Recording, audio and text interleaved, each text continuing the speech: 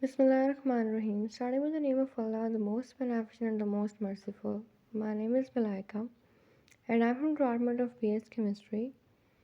In my previous presentation, I have discussed various classes of dyes like wet dye, sulfur dye, indigo dye. Now I'm going to present some of the environmental hazards which are related with the dyes. First of all, talking about fire hazard. Fire hazard is one of the most common hazards that prevail in the dyeing industries. The use of flammable liquids without any prior precautions, such as improper storage facilities, not properly designed storerooms, these all leads to massive fires. The presence of oxidizing agents such as hydrogen peroxide may lead to increase the intensity of the fire by filling with oxygen. The presence of large quantities of dry fabrics and paper may also lead to huge fires. Insulation damages and electrical wiring may also cause fire. Then there are some of the chemical hazards associated with the use of these dyes. The use of chemicals such as hypochlorite used as a bleaching solution possess gaseous substances like chlorine. So when the workers come in contact with dangerous levels of chlorine, they develop skin irritation, mucous membrane gets affected and thus leading to pulmonary tissue damage, thus causing lung edema. The acid and alkalis used in dyeing process for treatment of clothes with boiling liquor expose the workers at risk to the burns and scars. The chips flying from metals like chromium becomes hazardous when it strikes the person.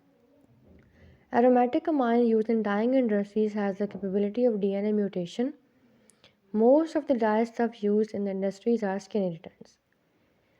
Then some of the hazards are related to water stream. So improper effluent treatment in the textile industries is a major reason for water pollution. The sludges that are formed are not treated properly and let into water stream, thus not letting sunlight to pass through the surface of the water body and thus providing required oxygen level to the aquatic creatures. Now specifically the hazards related to the sulfur dye will be discussed. Sulfur dyes are synthetic organic substantive materials which are used for dyeing cellulosics.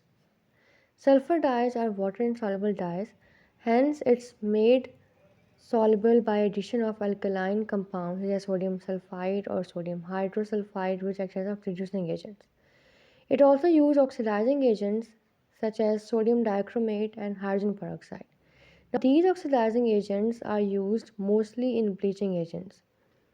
The chemical reaction of peroxide bleaching must be controlled by adding the agents constantly rather at a single flow, which may lead to oxygen evolution due to decomposition of hydrogen peroxide.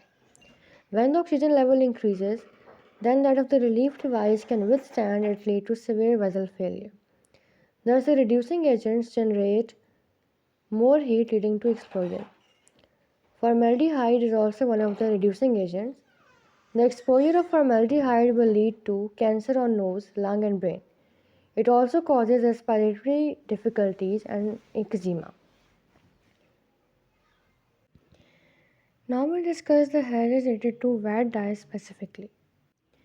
Wet dyes like indigo are applied after alkaline reduction, which are classified as wet dyes. The effluent from this process contains residues like dye stuff, reducing agents, and oxidizing agents.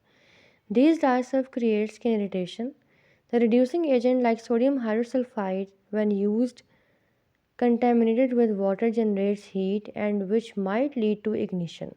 Among all the classes of dye, wet dyes are less toxic to the environment, and that's the good news. Now talking about some of the methods which can eliminate or at least lower the hazards include first of all activated carbon use. It is most commonly used method.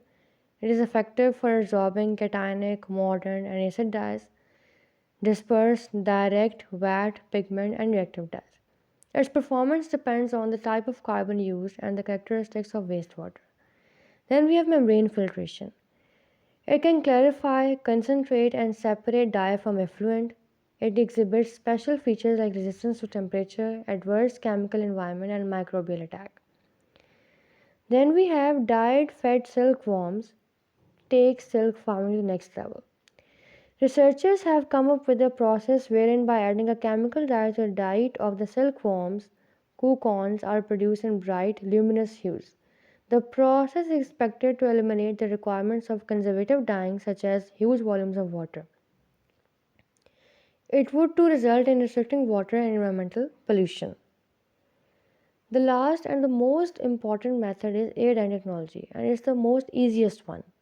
It is a dyeing process that uses air instead of water to dye garments, allowing companies to create garments with vivid designs and colors without polluting the water and environment.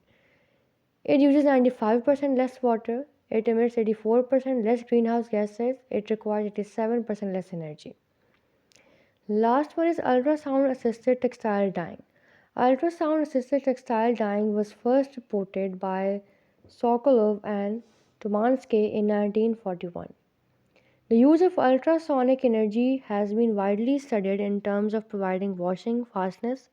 Ultrasonic energy can clean or homogenize materials, accelerating both physical and chemical reactions, and these qualities can be used to improve textile processing methods. That's all from my side. Thank you.